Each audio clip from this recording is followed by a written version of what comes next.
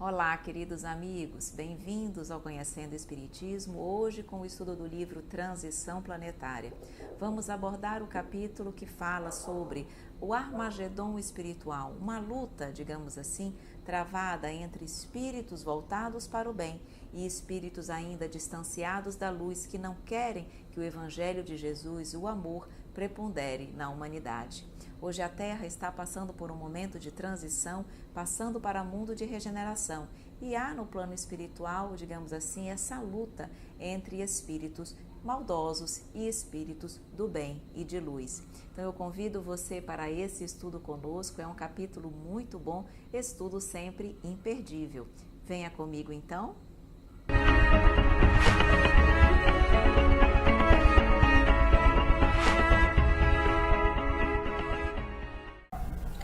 Olá, meus amigos queridos, então vamos dar continuidade ao nosso estudo do livro Transição Planetária. Hoje com o capítulo 19, Preparação para o Armagedon Espiritual. Lembrando que Armagedon significa, segundo os textos bíblicos, uma luta final, digamos assim, entre o bem e o mal. Ok? Então nós vamos entender por que o nosso autor espiritual designa este momento, ou este capítulo, como preparação para esta luta entre bem e o mal no plano espiritual. O que é que acontece? Que tipo de acontecimentos, de realizações ocorrem no plano espiritual que nos dá a entender que há uma luta, que há uma disputa entre o bem e o mal. Bom, inicia então o nosso capítulo, o autor falando que durante toda a semana eles visitaram os grupos familiares que haviam sido convidados para a reconstrução da nova terra e a felicidade dos seus habitantes no futuro. Vocês devem lembrar que no capítulo anterior, nós, digamos assim, juntos com o livro, nós tivemos a oportunidade de visitar alguns casais que iriam realmente receber alguns visitantes da estrela de Alcione em seus lares, como, digamos assim, agora numa nova família aqui no plano terreno. Então esses, digamos, visitantes do plano da estrela de Alcione, de planos mais elevados, estavam visitando seus familiares numa preparação para o processo reencarnatório. E aqui inicia-se então este capítulo informando que várias outras famílias foram visitadas também com esse mesmo intuito, no intuito de conhecer e de estreitar os laços, digamos assim, entre aqueles novos filhos que viriam através da maternidade e os pais que aqui estavam. Inclusive, o benfeitor espiritual, na época, Dr. Silvio, naquele momento, informou que naquele reduto onde o crime se tornara uma constante e que viviam os irmãos espíritas cristãos, vocês devem lembrar no capítulo anterior, que foi visitado um lar onde era muito humilde, e ali havia a informação de que um visitante de Alcione tinha escolhido para reencarnar naquele ambiente humilde, justamente para que ele auxiliasse a modificar, a crescer, a desenvolver aquela região, aquela comunidade. E aqui vem justamente o mentor reforçar esse entendimento. E ele nos diz assim, que o mensageiro que iria ali renascer demonstraria que o ambiente não é o responsável exclusivo pelo comportamento do indivíduo e que ele se destacaria no caminho da magistratura, modificando a paisagem do lugar, mudando completamente a sua estrutura social, econômica e humana.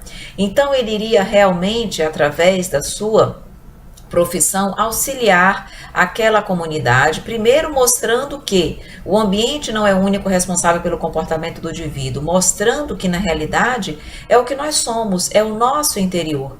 Que onde quer que estejamos, se temos um interior voltado para o bem, para o amor, para a verdade, se verdadeiramente nós queremos ser pessoas melhores, nós não seremos influenciados pelo meio. Por mais difícil que o meio externo seja, nós temos condições de, com o nosso esforço, nossa dedicação, a nossa força de vontade, de superar, de vencer e de realmente ter um futuro diferente daquele, digamos assim, mais comum das pessoas que ao nosso lado estiverem naquele ambiente mais difícil, ok? Aí diz, o filhinho, aí ele vai nos mostrar, então nesse momento o benfeitor vai nos falar um pouquinho sobre, digamos assim, o futuro de alguns daqueles reencarnantes, ok? Então ele falou em relação a esse casal que era humilde e vivia num ambiente realmente miserável, digamos assim, financeiramente, socialmente falando. Ele coloca, o filhinho de um outro casal que visitaram deveria dedicar-se às ciências médicas, de modo a mais humanizar essa doutrina, que vem sofrendo grande desrespeito por parte de alguns de seus membros.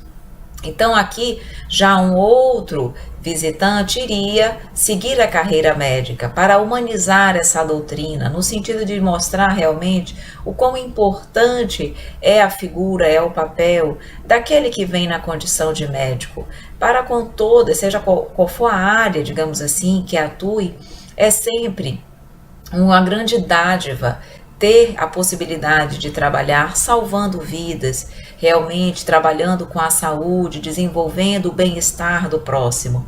Então, um outro visitante iria também se dedicar às ciências médicas para mais humanizar essa doutrina, que, como ele coloca aqui, vem sofrendo certo desrespeito por parte de alguns membros, que muitas vezes já trabalham sem aquela vocação, sem aquele amor, sem aquela dedicação que a profissão de médico exige e pede de cada um de nós. Diversos outros estariam comprometidos com outras diversas áreas do conhecimento científico e filosófico, com a vivência ética, especialmente na política.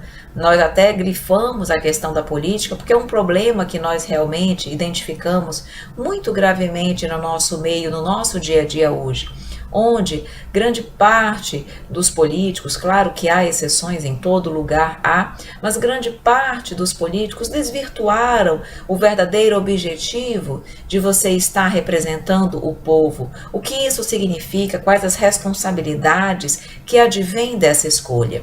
E olhem aí, como nós estamos vendo, também corações queridos iriam se destacar na área da política, para que possam mais uma vez conduzir a humanidade pelo caminho do bem, para aquilo que realmente é positivo, que agrega valor e que nos faz crescer e evoluir. Então ele coloca especialmente na política, a cujo ministério se dedicariam com dignidade, modificando os padrões de conduta vigentes e fazendo respeitarem-se as leis constituídas, que é o que nós almejamos e realmente necessitamos no nosso mundo. Políticos que se dediquem à causa da humanidade com dignidade, buscando trabalhar sempre em benefício do povo, daqueles que os elegeram. Analisando que essa transformação se operaria em todo o planeta, podíamos antever um mundo sem as fronteiras do ódio, sem os separativismos étnicos, sem a miséria econômica e principalmente sem a miséria moral.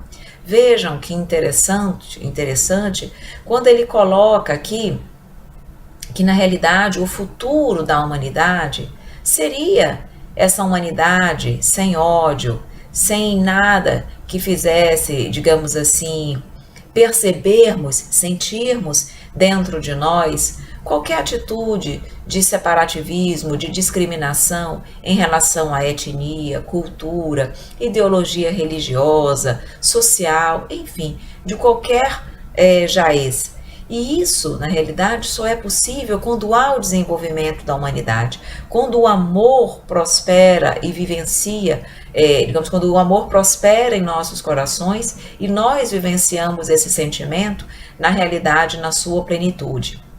Quando ele coloca aqui sem miséria econômica e principalmente sem miséria moral. Isso é reflexo do desenvolvimento da humanidade, isso é reflexo do amor nos corações da humanidade. Então, essa transformação vai acontecer. Como o livro na realidade o próprio nome já nos mostra que nós estamos na transição planetária. E isso vai acontecer, isso já está acontecendo.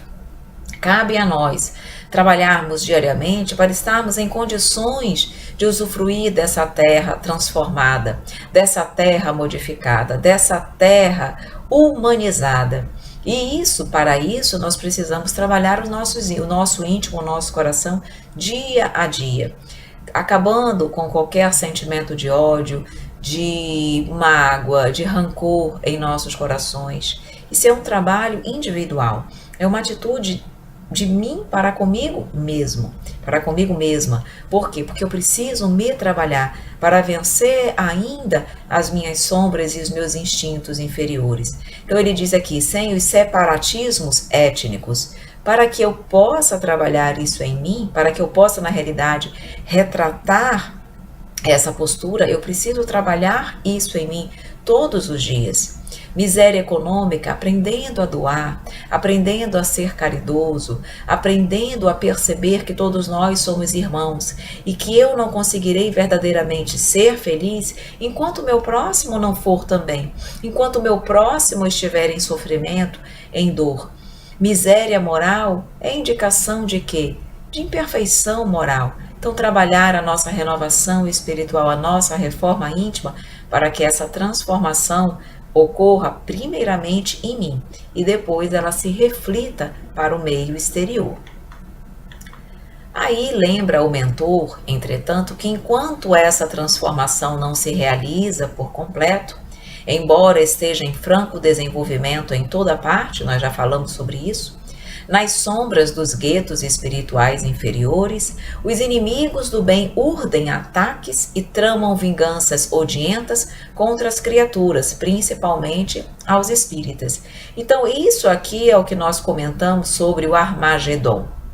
Na realidade, no plano espiritual, aqueles espíritos ainda distanciados da luz percebem a mudança, percebem que está a Terra passando por um momento de transição e que muitos corações estão sendo chamados para mudar de atitudes, para se transformarem, para fazer a reforma íntima. E esses corações, esses espíritos ainda inferiores não querem isso. Como eles vivem nas sombras, como eles vivem na dor, eles não querem que outros sejam felizes, que outros possam crescer, que outros possam usufruir de uma felicidade que eles não têm. E eles trabalham incessantemente para que esse crescimento espiritual não ocorra.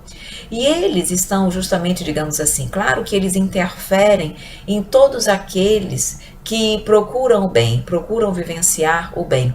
Mas por que eles atacam principalmente os espíritas? Porque os espíritas têm a tarefa de esclarecer a humanidade, de tirar o véu, digamos assim, que encobria o conhecimento do mundo espiritual, o conhecimento acerca deles mesmos. Quando não se conhece o mundo espiritual, ficamos mais vulneráveis à sua atuação, porque nós não sabemos como nos defender e nem sabemos de que modo eles operam. E a doutrina espírita traz todo o esclarecimento sobre o mundo espiritual. Então, se eu conheço o mundo espiritual, se eu sei como as coisas funcionam, se eu sei como os espíritos nos influenciam para o bem e para o mal, naturalmente eu aprendo como me defender. E exatamente é isso que eles não querem. Que eles não querem que nós saibamos como lutar, como enfrentá-los e estarmos, digamos assim, saindo vitoriosos ao lado de Deus. Logo, eles realmente direcionam os seus ataques em cima dos espíritas, porque são exatamente eles que podem, digamos assim, dificultar, prejudicar o avanço das suas ideias malignas. E coloca-nos o autor, acercando-se dos médios invigilantes, vem inspirando-os a comportamentos incompatíveis com as recomendações do Mestre Jesus e dos espíritos superiores, estimulando-os a espetáculos em que a mediunidade fica ridicularizada, como se fosse um adorno para exaltar o seu possuidor. E aqui, na realidade, nós percebemos que eles aproveitam esses espíritos ainda infelizes, aproveitam as nossas fraquezas, principalmente no campo da vaidade, para influenciar o médium negativamente. Como ele diz aqui, para que exerçam, realizem espetáculos onde a mediunidade fica ridicularizada. Porque quando eles ridicularizam a mediunidade de um médium, de uma forma indireta, automaticamente, eles estão também comprometendo a doutrina espírita. E é preciso que nós estejamos sempre muito atentos a isso, porque se nós não estivermos o tempo todo estudando, orando e vigiando, lendo sobre a mediunidade, lendo sobre as responsabilidades dos médiuns, nós podemos ser alvos de situações como essa. Não é o fato de eu me dizer espírita ou de eu trabalhar numa reunião mediúnica que me deixa imune a esse tipo de influenciação. Só o estudo, só a reflexão, só a busca constante pela reforma íntima, só o controle absoluto, ou pelo menos um esforço diário para controlar as nossas más tendências, é que vão nos ajudar a realmente nos defendermos desses ataques, porque eles acontecem, eles vão acontecer a todo momento, porque como nós vimos, nós somos obstáculos, eles nos veem como obstáculos a seus planos de realmente impedir que a doutrina e o evangelho de Jesus prospere, tá? Então precisamos ter atenção a isso. Ainda nos coloca que eles fomentam paixões servis nos trabalhadores afeiçoados ao socorro espiritual nas reuniões mediúnicas. Então aqui mostrando que eles instigam paixões entre pessoas, por exemplo, que trabalham numa reunião mediúnica, pessoas comprometidas, pessoas que têm, digamos assim, compromissos outros familiares, fazem com que eles acreditem que aquela atração, que aquela paixão é, digamos assim, uma revivescência de vidas anteriores, onde eles estiveram juntos. E tudo isso para desarmonizar, desequilibrar, desestruturar a reunião mediúnica e, consequentemente, o trabalho que aquela reunião mediúnica faz no plano espiritual, a quantidade de amparo e de auxílio que ela traz a tantos irmãos encarnados e desencarnados. Então, percebam como os médiuns precisam estar constantemente refletindo sobre as suas atitudes, buscando em Jesus força, equilíbrio espiritual, exatamente para vencer essas influenciações que existem e existem fortemente. Se nós não estivermos realmente preparados para isso, poderemos facilmente cair num processo de mistificação e comprometer o trabalho da doutrina espírita, da divulgação da doutrina e de nós mesmos. Trabalham, então, esses corações pela desunião dos companheiros de lide espiritual, pela maledicência e calúnias bem divulgadas.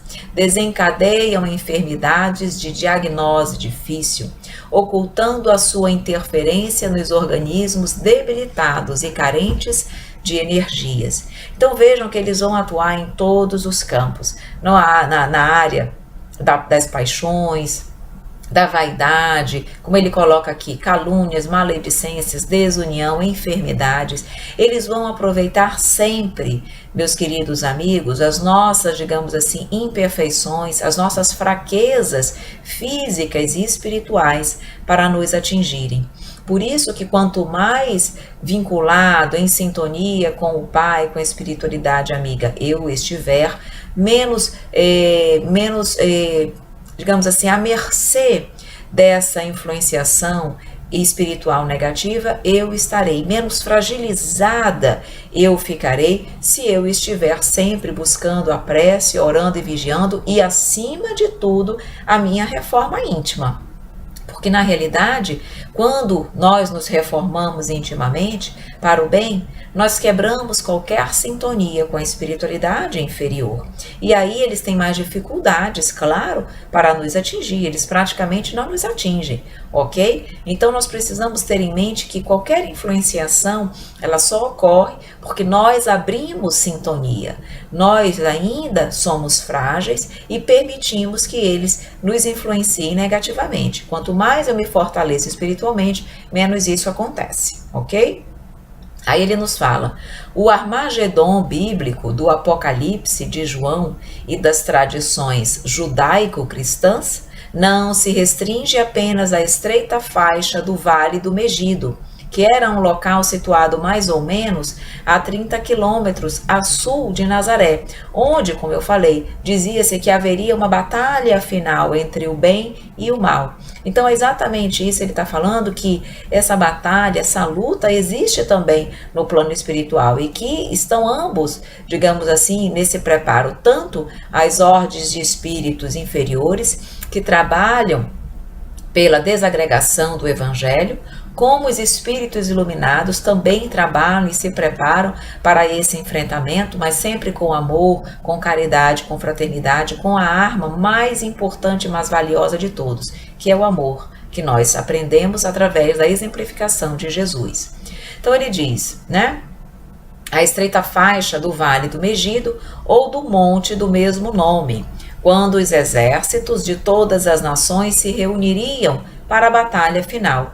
E aí ele nos diz, todo o planeta hoje pode ser denominado como o Vale de Jeosafá, onde já se travam as batalhas de extermínio em que o Senhor de misericórdia será o vencedor da impostura e da perversidade. Mostrando então, meus amigos, que por mais que esses espíritos ainda distanciados da luz queiram impedir que o evangelho sobreviva, o evangelho vai ser vitorioso. Por quê? Porque Deus está no comando. E quando chega a hora de um planeta, de uma humanidade evoluir, isso vai acontecer. Porque Deus é amor, Deus é misericórdia, Deus é soberano, Deus é onipotente e Ele é todo-poderoso. Então, claro que sob também as orientações e as bênçãos do Mestre Jesus, a humanidade vai se transformar. E é por isso que ele diz aqui, o Senhor de misericórdia será o vencedor da impostura e da perversidade. Quem não estiver, digamos, em condições de ficar na Terra, será exilado para outros planetas. Mas que a Terra vai evoluir, isso ela vai, inquestionavelmente.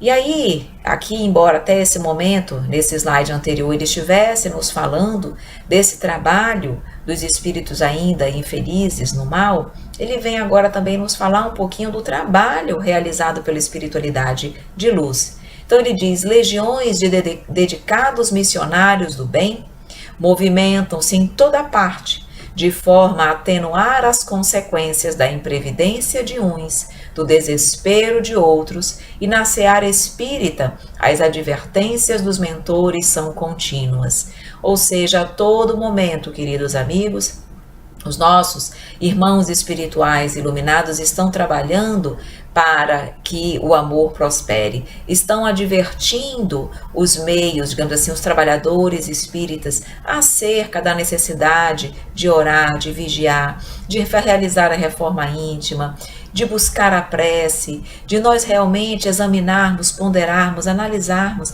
as nossas atitudes e os nossos pensamentos diariamente. Será que os meus pensamentos estão condizentes com o Evangelho de Jesus? Será que as minhas ações estão refletindo o conhecimento que eu já tenho acerca daquilo que é certo? Então, meus amigos queridos, nós estamos sendo a todo momento alertados. Não podemos dizer nós não sabíamos. Nós temos conhecimento, nós temos inteligência e vejam, a nossa consciência está a todo momento, digamos assim, gritando, falando, chamando a atenção de cada um de nós para o verdadeiro caminho. Só não escuta quem não quer, ok? Dr. Silvio também informa que estava sendo programado um encontro com o antigo rabino judeu, vitimado nos terríveis dias do fim do século XV, na Espanha, quando da expulsão dos não católicos daquelas terras. Esse rabino, que se chama Eliashim ben Sadoc, Ele era um espírito que foi vítima na época, no fim do século XV, a questão da Inquisição, que também aconteceu na Espanha, e ele se revoltou e desde então ele vem trabalhando como, digamos assim, junto às ordens negativas das trevas para a desagregação do evangelho. E esse é um coração que nós vamos ver nos próximos capítulos, será, digamos assim, trazido para um diálogo, para, digamos assim, um enfrentamento em nome do bem, do amor, da verdade. Então, nos capítulos subsequentes, nós vamos ter essa oportunidade. E ele fala aqui que ele comandava expressivo bando de assaltantes desencarnados, ora dedicados à campanha de extermínio dos discípulos da terceira revelação judaico-cristã. Lembrando que a terceira revelação é a doutrina espírita. Primeira revelação é considerado Moisés, na figura de Moisés. A segunda revelação, Jesus, na figura individualizada de Jesus. E a terceira revelação, o Consolador Prometido, é a doutrina espírita, que ela não é individualizada numa pessoa, como foi a primeira e a segunda, mas em toda a humanidade, porque na realidade ela é a doutrina, a revelação trazida pelos espíritos, ok? Para que lograssem o êxito desejado, os mentores delinearam como se daria o encontro para o qual deveriam estar preparados espiritualmente.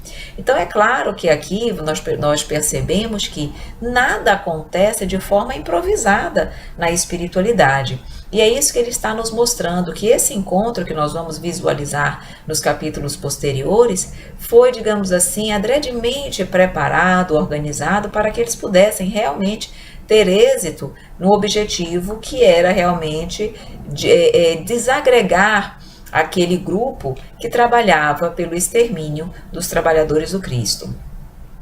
Após, eles dirigiram-se ao Núcleo Espírita, que é uma instituição dedicada ao estudo da codificação do Espiritismo, conforme os austeros métodos utilizados por Allan Kardec. Então, nesse momento, eles vão até esse centro espírita e vão mostrar todo o trabalho que existia e que era realizado naquele local em prol realmente do desenvolvimento da doutrina espírita da sua forma pura, conforme Allan Kardec nos trouxe, para que nós pudéssemos realmente buscar a sedimentação dos nossos princípios, dos nossos conhecimentos espíritas e assim nos fortalecermos, né, para o trabalho, o trabalho que eu digo aqui de vivência e de divulgação do Evangelho através das nossas ações e dos nossos exemplos. Então ele nos diz aqui que havia salas de estudo e de socorro repletas de trabalhadores e de necessitados, assim como o salão de conferência e os passes coletivos. Tudo encontrava-se repleto de pessoas, de trabalhadores, tanto do plano material quanto do plano espiritual. A movimentação dos espíritos desejosos de comunicar-se com os familiares era expressiva, assim como dos indivíduos atormentados por problemas de várias ordens. Então aqui ele está nos falando, nós já sabemos, o centro espírita ele é um hospital. Então ali, na realidade, o centro espírita recebe tanto espíritos encarnados quanto desencarnados, precisando de amparo, de auxílio, de força espiritual, de tratamento espiritual.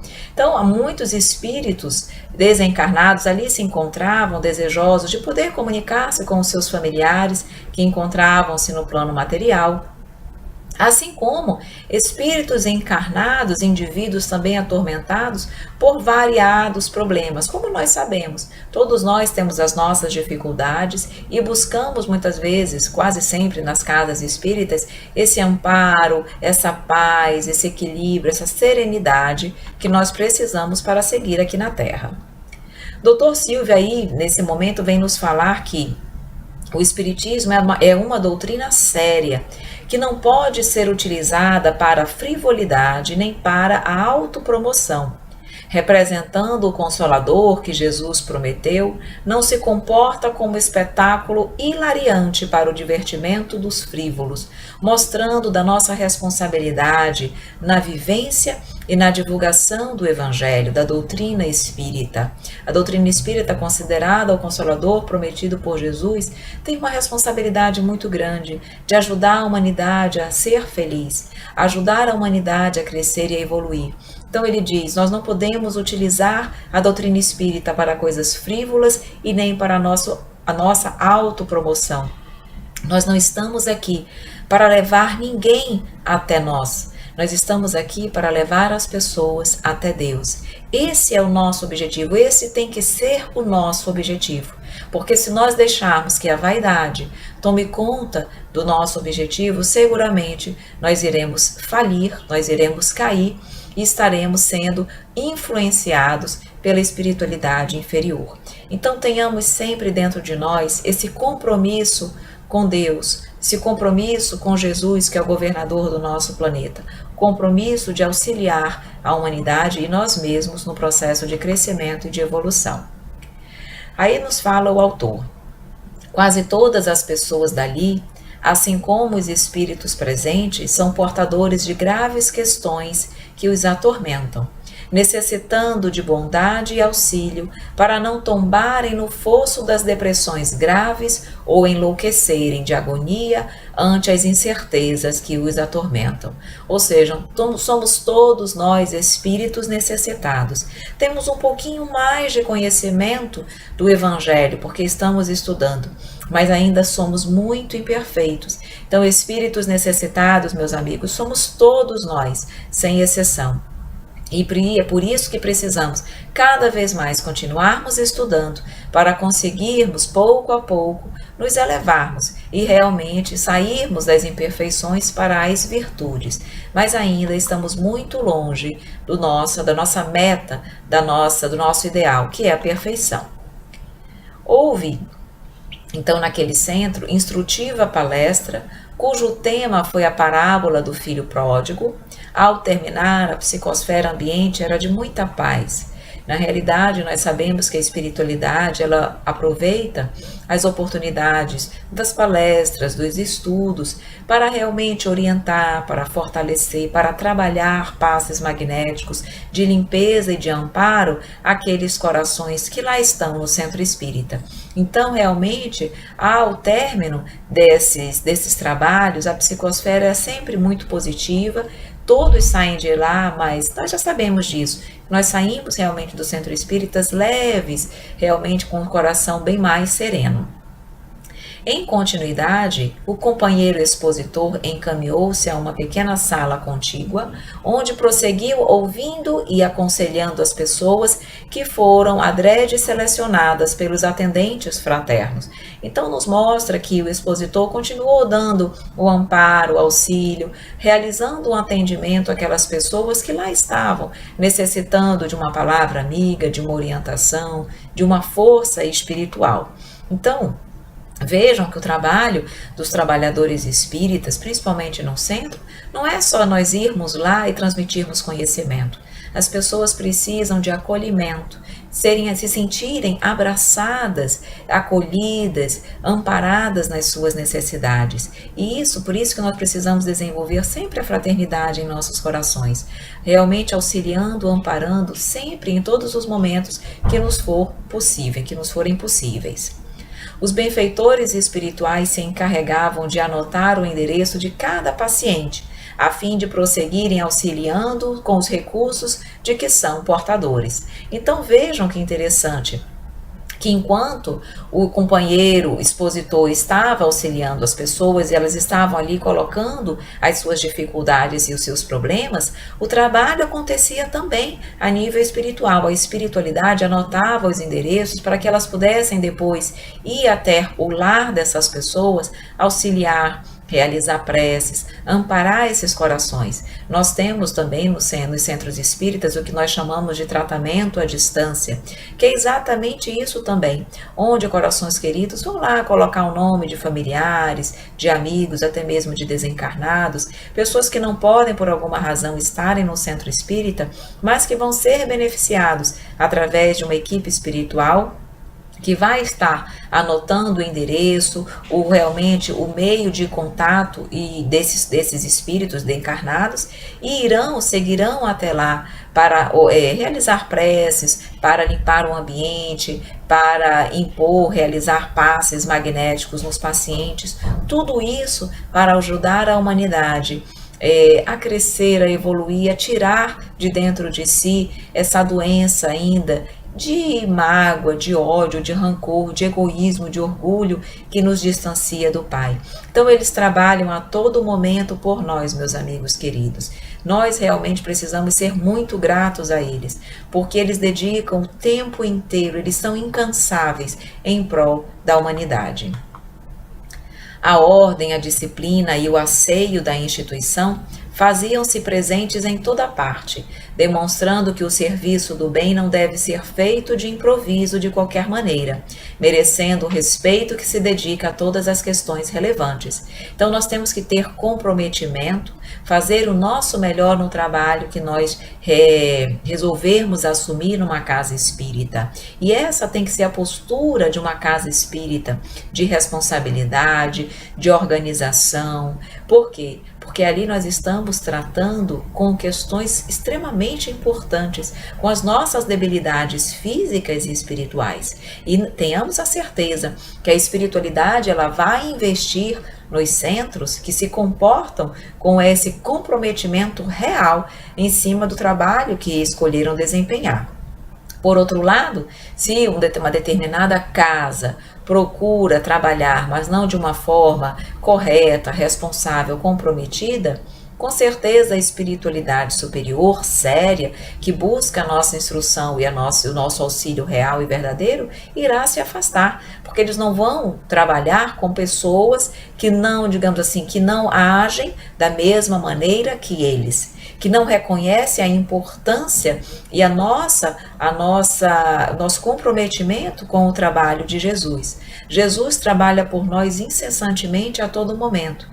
E Ele espera de nós, claro, o mesmo empenho, a mesma dedicação que Ele tem por nós. E a espiritualidade amiga e séria também.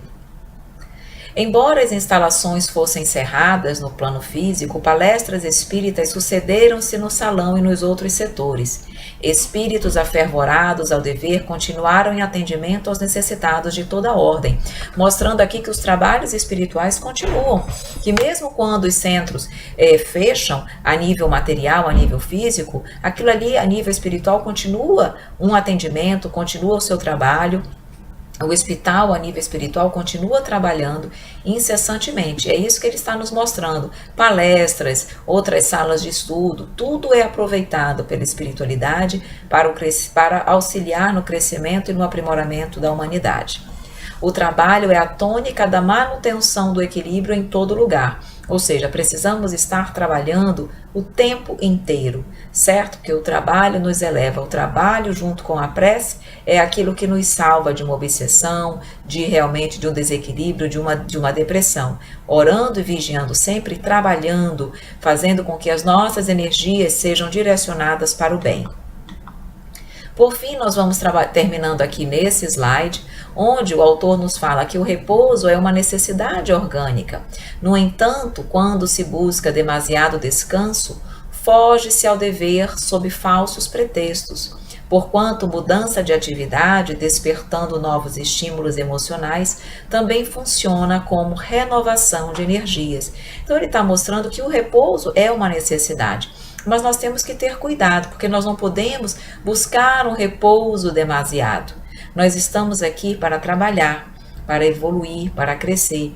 Então ele diz, muitas vezes, quando se busca demasiado descanso, estamos na realidade fugindo ao nosso dever sob falsos pretextos de descansar. Então ele diz, se você está com uma determinada atividade que, de alguma forma, cansa você ou você sente que o trabalho foi demasiado, busque também uma outra atividade, busque novos estímulos, busque outras realizações que possam renovar as tuas energias, mas que tu estejas a todo momento sendo alguém produtivo, agindo e trabalhando em benefício de ti mesma, de ti mesmo e do próximo.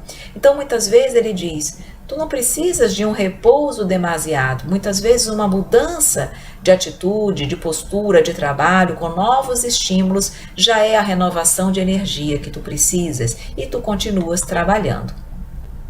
Aí ele nos fala, na sala mediúnica, especialmente reservada aos atendimentos de desobsessão, a movimentação dos espíritos dedicados ao mistério era significativa, mostrando que as reuniões mediúnicas a nível espiritual continuam, porque o atendimento é constante. Na realidade, nós paramos, fechamos as nossas portas a nível físico, porque precisamos descansar, o nosso corpo físico precisa. Então, as casas espíritas não funcionam 24 horas ininterruptas, mas a nível espiritual o trabalho é incessante, ok? Mudam-se as equipes, mas o trabalho é constante.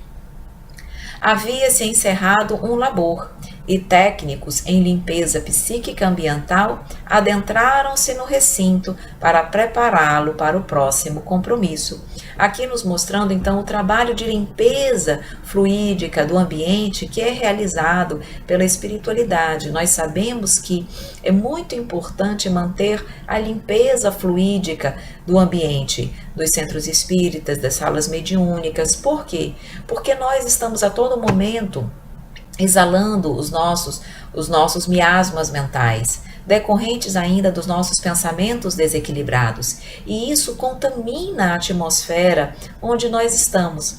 E a espiritualidade, para que ela possa realizar um trabalho com maior êxito, eles promovem uma limpeza fluídica, psíquica do ambiente para oportunizar realmente o sucesso de todo esse atendimento realizado em benefício dos espíritos encarnados e dos espíritos desencarnados.